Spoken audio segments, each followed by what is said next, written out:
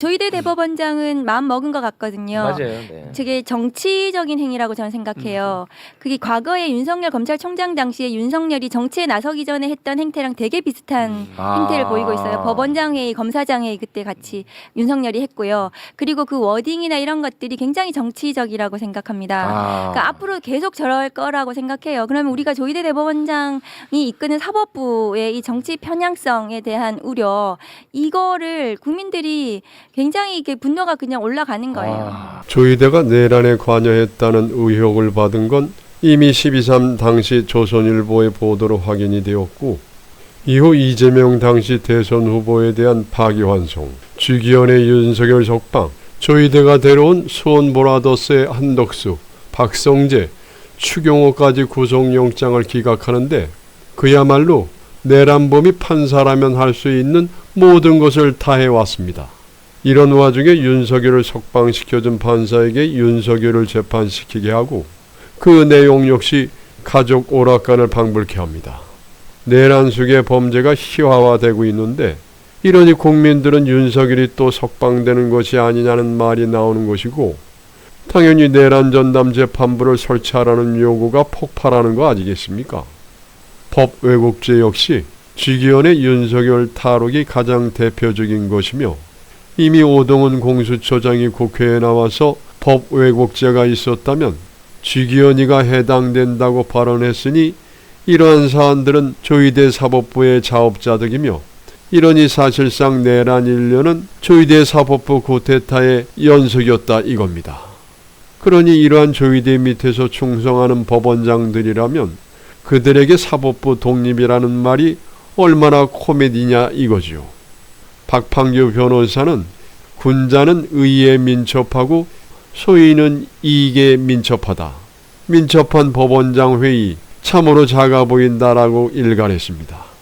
이제 이들 법원장들이 어떤 정치질을 할지가 주목되는 것인데, 김경호 변호사는 즉각 고발을 예고했습니다. 전국 법원장 회의는 첫째, 특정 정당 입법에 대한 집단 반대라는 정치적 목적, 둘째, 법권의 직무 범위를 벗어난 공모의 활동, 셋째, 정치적 편향성이 명백한 집단 행위이므로 대법원 판례 기준에 비춰보면 국가공무원법 제66조가 금지하는 불법 집단 행위에 해당한다. 세월호 시국선언 교사들이 유죄라면 이번 법원장 회의는 그보다 훨씬 무겁고 더 위험한 정치 개입이다. 이번 사안은 사법권의 독립이 아니라 사법권의 정치화이며 헌정 질서를 흔드는 심각한 위법 행위다. 이어 대법원의 판례는 명징하다. 우리는 세월호 시국선언에 나섰던 교사들이 어떤 처벌을 받았는지 똑똑히 기억한다. 대법원은 그들의 행위를 공무원의 정치적 중립성을 훼손한 불법 집단 행위로 규정하고 단죄했다. 사법부의 독립은 법과 개개인이 헌법과 양심에 따라 재판할 때 지켜지는 것이지, 법원장들이 스크럼을 짜고 여의도 정치를 향해 고함을 지를 때 지켜지는 것이 아니다. 자신들이 만든 세월호 교사 처벌의 판례가 이제 부메랑이 되어 법원장들의 목을 겨누고 있다. 경고한다. 회의가 특정 정당을 선포하는 정치투쟁의 장으로 변질된다면 법원장들은 존경받는 법조인이 아니라 즉각적인 고발과 처벌의 대상이 될 것이다. 법은 만인에게 평등해야 한다. 법관이라고 해서 그 예외가 될 수 없다. 매일 스스로를 피고석에 세우는 우를 범하지 않기를 바란다. 그리고 추미애 의원은 자신의 페이스북에 내란 전담 재판부를 거부할 수 없는 이유에 대해서 말을 했습니다. 내란 전담 재판부를 거부할 수 없는 이유. 사법부는 이미 무작위 배당 원칙을 스스로 깨뜨렸다. 사법부가 내란 전담 재판부 설치를 반대하는 핵심 논거는 무작위 배당 원칙이다. 그러나 현실은 정반대다. 최초 기소된 김용현 전 국방부 장관 사건은 적시 처리가 필요한 중요 사건으로 지정되었다. 당연히 부패나 공안 사건을 다루는 6개 전담 재판부 중 하나로 배당되어야 했다. 그런데 법원은 이들을 모두 배제하고 식품보건 전담 재판부에 배당했다. 내란 사건과 아무 연관이 없는 재판부로 말이다. 이후 윤석열과 노상원 등 핵심 피고인들을 관련 사건이라는 명목으로 같은 재판부에 연달아 배당했다. 이것이 무작위 배당인가? 의도적 배당이다. 사법부가 스스로 원칙을 파괴해놓고 이제 와서 무작위 배당 원칙을 내세워 전담 재판부를 반대하는 것은 앞뒤가 맞지 않는다. 현 사법부는 내란의 본질을 밝힐 생각이 없다. 법원은 박성재 전 법무부 장관에 대한 영장을 2차례 기각하며 12.3 내란의 위법성을 판단할 수 없다. 다툼의 여지가 있다고 했다. 국무총리 한덕수에 대한 영장도 기각했다. 법무부 장관은 법치 행정을 조언하고 국민의 기본권을 사수해야 하는 국무위원이다. 그럼에도 불법 계엄 포고령을 보고도 내란에 동조했으며 법무부 간의 회의를 소집하고 계엄 해제 이후에도 계엄의 정당성을 호도하는 문건을 부하검사에게 작성하게 해 안가해동을 가졌다. 그런데도 다툼의 여지가 있다는 이유로 영장을 기각한다면 내란의 본질을 이해하지 못하거나 외면하는 것이다. 법정은 내란범들의 무도함을 방치하는 공간이 되었다. 내란 피고인들은 법정에서 변명과 책임 전가에 급급하다.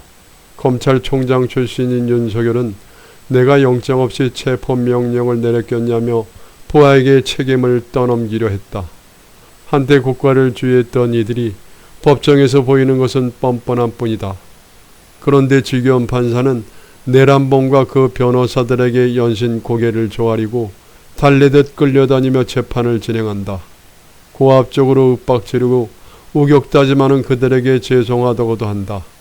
법정이 정의 구현하는 공간이 아니라 내란범들이 시간을 끄는 무대가 되어버렸다. 시간은 내란 세력의 편이 되고 있다. 1년이 지났지만 단 한 명도 처벌받지 않았다. 영장은 계속 기각되고 재판은 지지부진하다. 시간이 흐를수록 12.3의 충격은 심해진다. 그날 밤 국민이 느꼈던 공포, 민주주의가 무너질 수 있다는 위기감이 사라진다. 내란 세력들은 오히려 고개를 빳빳이 들고 내란 타령 내란몰이 그만 좀 해라. 지겹다고 도로 큰 소리를 치고 있다. 신속하고 명확한 재판이 이루어지지 않으면 정의는 실현될 수 없다. 조희대 대법원장 체제에서 공정한 재판은 불가능하다. 국민은 이미 조희대 사법부에 대한 신뢰를 잃었다. 거듭되는 영장 기각과 미온적 재판 진행을 보며 사법부도 내란 세력과 한편이 아닌가라는 의구심을 품고 있다.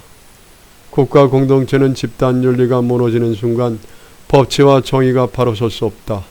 내란 세계가 임명한 조희대 대법원장 체제의 인사권 아래에 있는 내란 재판부 스스로 집단 윤리 회복을 노골적으로 거부함으로써 신뢰를 잃었다. 더 늦기 전에 내란 전담 재판부를 설치해야 한다. 재판 정지 우려는 해결 가능한 기술적 문제다. 내란 전담 재판부 설치 법률에 대해 헌법 소원이나 위헌 법률 심판 제청이 되면 내란 형사 재판이 정지될 것으로 우려한다. 그러나 이는 충분히 해결 가능한 문제다. 헌법재판소법을 개정하여 헌법 질서를 파괴한 내란 외환죄에 대해서는 위헌 법률 심판을 제기하더라도 형사 재판이 정지되지 않도록 명시하면 된다. 이미 개정안은 준비되어 있다. 이러한 예외 규정은 헌법 정신에도 부합한다. 헌법은 내란 외환죄에 대해서는 그 누구에게도 형사 불소추 특권을 인정하지 않는다. 내란과 외환죄는 헌법 자체를 부정하는 국사범의 행위이기 때문이다. 헌법이 형사 불소추 특권조차 배제한 범죄에 대해 재판 정지를 배제하는 것은 당연한 논리적 귀결이다. 입법부는 헌법 소호자로서의 책임을 다해야 한다. 입법부는 현 사법부의 반윤리적, 기계적 법치에 제재를 가하고 집단윤리와 집단적 준법 정신의 회복을 위한 재판 체계가 가능하도록 설계할 책무가 있다. 헌법 질서 회복을 위한 정당한 입법행위다. 내란 전담 재판부는 선택이 아니라 필수다. 더 늦기 전에 설치해야 한다. 예전에 독재 시절에 간첩 조작 사건이 있었습니다. 재심을 통해서 다 무죄로 밝혀졌습니다. 그때 검찰의 공소장과 판사의 판결문이 일치한다. 검사의 공소장을 보고 베껴서 판결문을 쓴 부끄러운 역사가 있었습니다. 법원의 흑역사입니다. 알고 계신가요? 예. 이를 질타하는 한 전직 판사의 글을 잠깐 읽어드리도록 하겠습니다. 법관들이 언제부터 권력의 눈치를 보지 않고 자유롭게 재판할 수 있게 되었습니까? 1970년대나 80년대는 검사가 건네주는 쪽지를 보고 독재 정권 입맛에 맞게 그대로 판결하는 법원이었습니다. 고작해야 1990년대 민주주의를 위하여 자기 한몸 바쳐온 수없이 많은 사람들 덕분에 이렇게 달라졌습니다. 요즘 진보 성향 판사들이 뭔가 있는 척하며 타는 목마름으로 같은 민중가요를 목청껏 부르는데 그 사람들이 모르는 것이 있어요. 법관들은 민주주의를 위하여 한 일이 없습니다.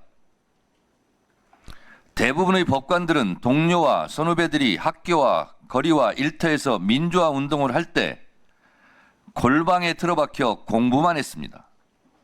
판사들은 고마워할 줄 알아야 합니다. 이렇게 일갈한 전직 유명한 판사가 있었습니다. 누구냐? 이분이 문영배 재판관입니다. 문영배 재판관은 법원의 흑역사에 대해서 이렇게 질타하면서 이제라도 정신을 차려야 한다라고 강력한 메시지를 이렇게 낸 적이 있습니다. 우리 법원 판사들이 한번 되새겨 볼 그런 대목이지 않은가라고 해서 소개해드렸습니다.